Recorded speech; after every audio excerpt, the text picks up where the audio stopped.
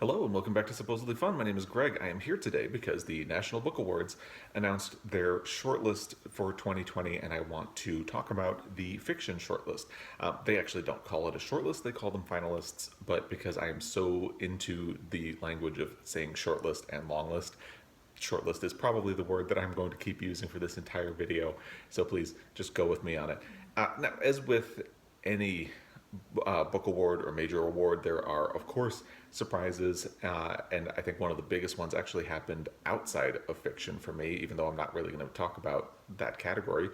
Isabel Wilkerson did not make the shortlist for nonfiction with her book Cast, and I really thought that was a shoo-in. I mentioned that in my long list reaction video, which I will link down below, by the way.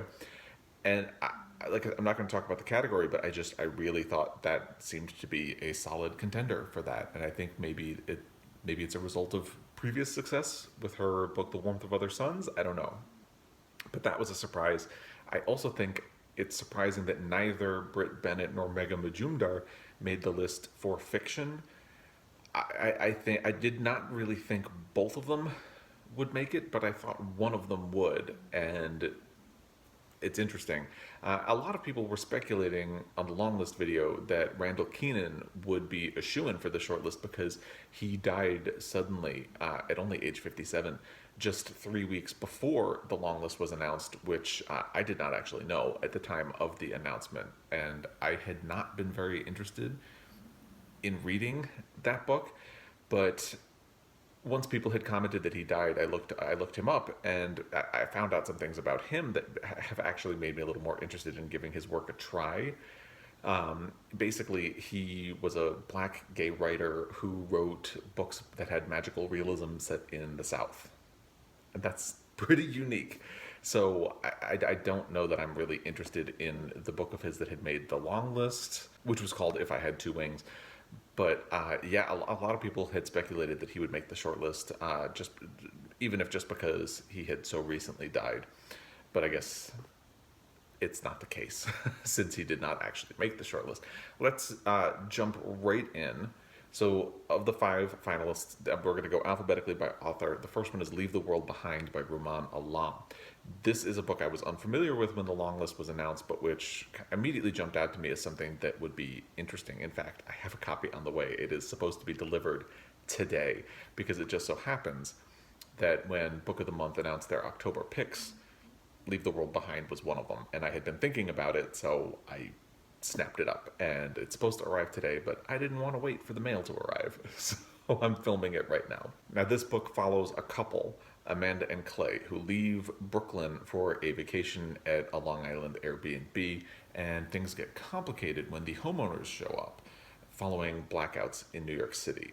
And what follows sounds like a meditation on safety and perception in the modern world using the form of a thriller, which is potentially fascinating. I think the descriptions of the book seem to indicate that it also talks a little bit about like social media and race and prejudice and things like that, and like snap judgments that we make, and it deals with the unsettling world we live in right now, especially in America and in other places as well.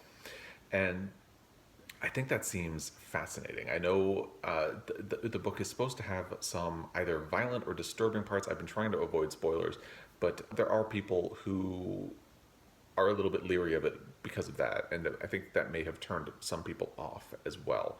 But I'm really interested in reading it. Like I said, it's supposed to arrive in the mail today, so I'm very excited to try Leave the World Behind by Ruman Alaam. I think it seems like speculation is difficult with the National Book Award because they tend to make off-the-wall choices, and that makes them very difficult to predict. But I think this one seems to have a shot. A book that I did not take all that seriously from the long list was A Children's Bible by Lydia Millet. Well, it's not that I didn't take it seriously, it's just that it didn't sound all that interesting to me. I fully see why other people might be interested in it. I see why this is a potential contender. Lydia Millet was previously longlisted for the National Book Award in 2016 for Sweet Lamb of Heaven, but did not make the shortlist that time. Interestingly, the plot description of Sweet Lamb of Heaven, which I looked up before filming today, it sounds very similar to Leave the World Behind. not 100%, but there are definitely like plot details that sound very familiar when you have just read the plot description of Leave the World Behind, or when you're familiar with that one. So I guess the NBA has a type, it seems. But anyway, Children's Bible is an allegorical tale about climate change and environmental catastrophe. In it, a group of children feel neglected by their parents, who spend their days in a stupor of alcohol and sex. And when a dangerous storm hits where they are, the children decide to run away. The novel also seems to be really infused with a biblical influence. One of the characters has a children's Bible, which is the name of the book, obviously.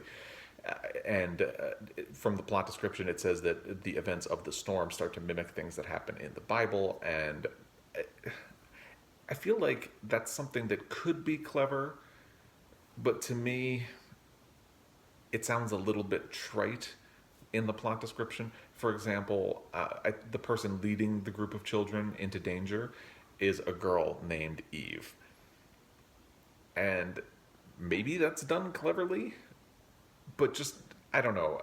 It seems a little like it could be problematic, but also like maybe, I don't know, maybe it's done well, but I feel like when I read the description, kind of alarm bells go off, like, oh, I don't know about this. So I don't know about this book. I think once I've heard a little bit more feedback, maybe I'll change my mind about it. But for now, this is a book I would skip. Moving along, we get to my beloved The Secret Lives of Church Ladies by Deesha Philyaw. I am very excited that this one made the shortlist. This is the one, or the title, that jumped out to me the hardest from the long list, and which I really, really need to get a copy of. I had been hoping that my local library, would come back online, and they kind of are. So in addition to the pandemic, I've mentioned this in a couple of videos recently, but in addition to the pandemic, the Missoula Public Library is changing buildings. They're moving into a building next door to their current location, and they were always going to be doing that this year, but with the pandemic, the move has been taking a lot longer than it probably otherwise would have, and the library's it's been shut down for a very long time, and now they're finally starting to get back opened up. There's actually a pickup window that they managed to get ready, so they are doing curbside service. If you get a hold on a book, you can pick it up, and I got a notification for a hold that I need to pick up today.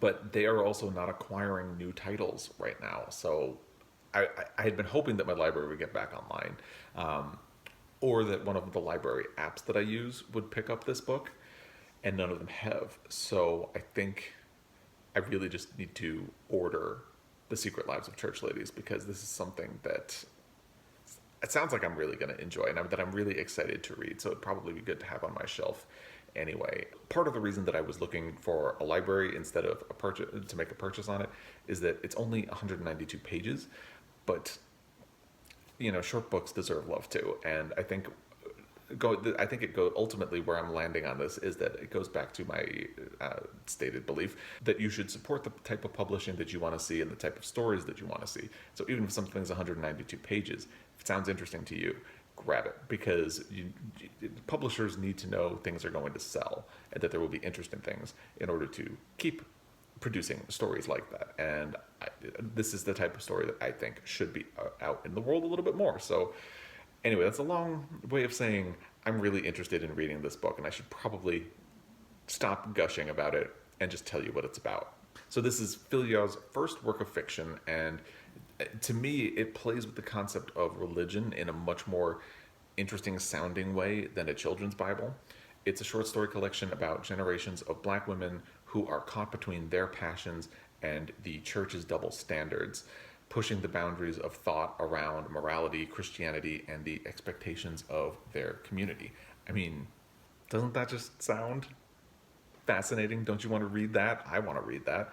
And I struggle with religion in books mostly because I am not that knowledgeable about religion, so I don't tend to pick up on religious themes in books unless they're kind of overt, because I'll usually have to Google things to find out answers. Like even in Transcendent Kingdom, there was a reference to the firstborn son being an Isaac. I had to Google it to find out what that means. So I don't have a good foundation of knowledge on religion, but I do really like books in which people grapple with the idea of religion, which is something I have done in my life. And whether or not I want to know more, obviously I haven't really pursued all that much about it. And this seems like something that is 100% in that wheelhouse. So really looking forward to The Secret Lives of Church Ladies by Deesha Philyaw.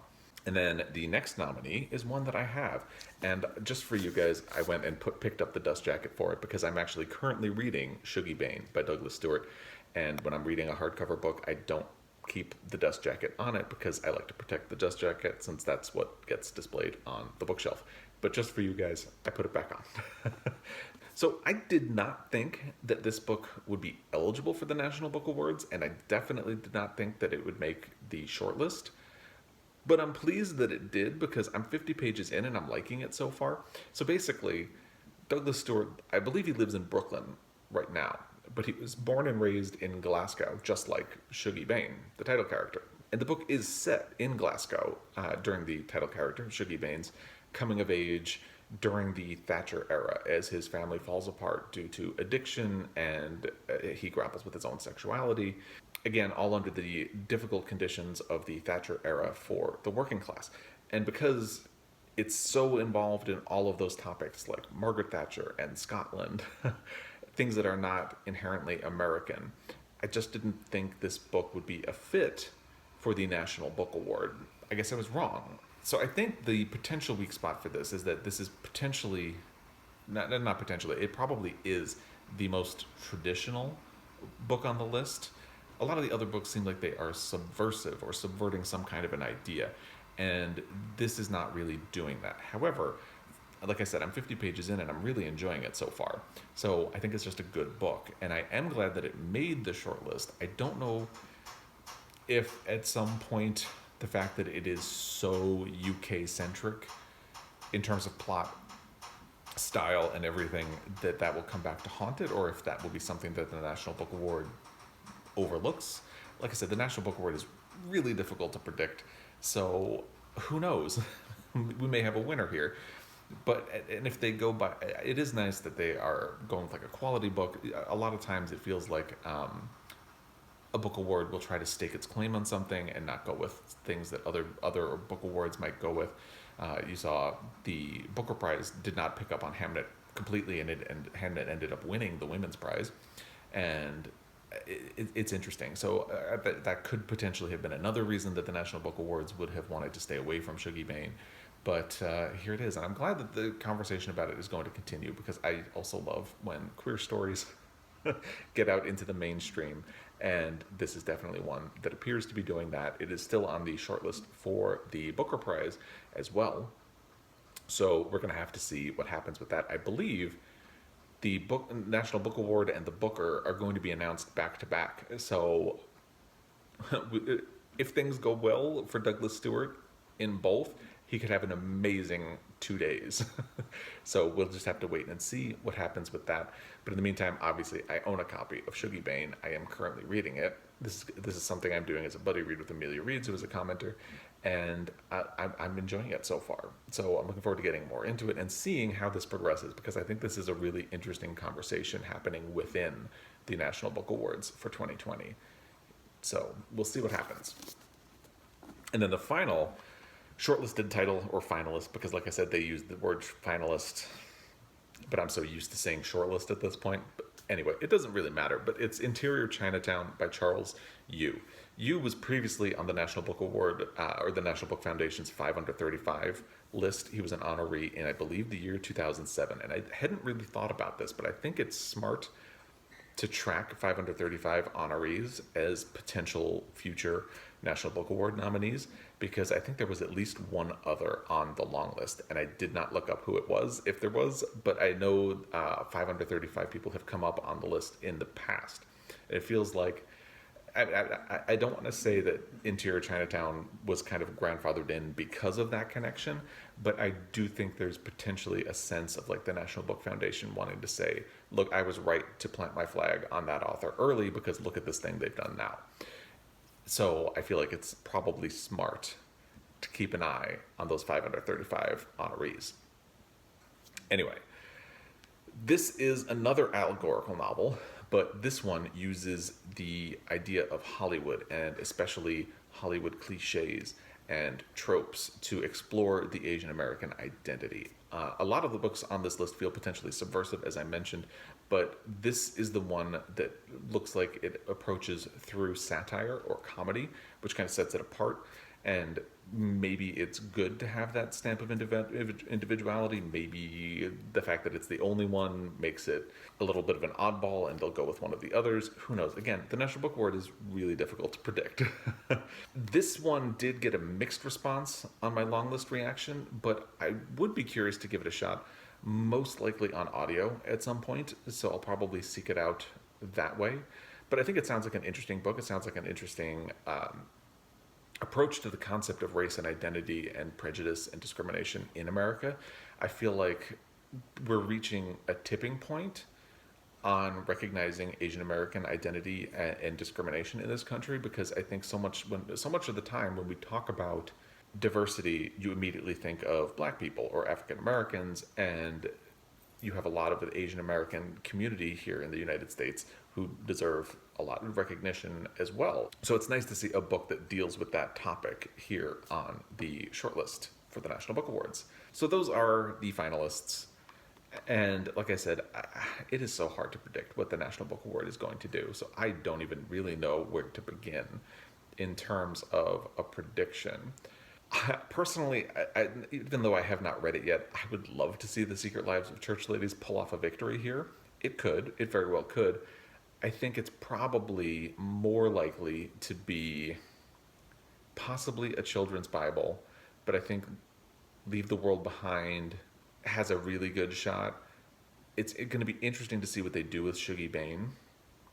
It seems like it's just a good book, so maybe they're going to be less concerned about fitting the brief of, because National Book Award means the United States, so it's going to be interesting to see what the dynamic is. But I think Secret Lives of Church Ladies has a very good shot, and I wouldn't be surprised. You know what? I'm going to say my prediction is the one that I would like to see win, based on the descriptions of the book alone, because like I said, I'm only 50 pages into one of them, and say Secret Lives of Church Ladies. That's where I'm going to plant my flag. And I would love to hear if you have a prediction and what you would like to win, what you think will win, down below. In terms of the books that did not make the shortlist but had been on the long list, you have The Index of Self-Destructive Acts by Christopher Beha. That was one that sounded kind of interesting to me, but I haven't heard anything about since the long list was announced, and nothing in the comments underneath my long list reaction made it jump out anymore. Because sometimes when I don't know a book, I wait until there's a little bit more feedback on it before I decide whether or not I want to commit, and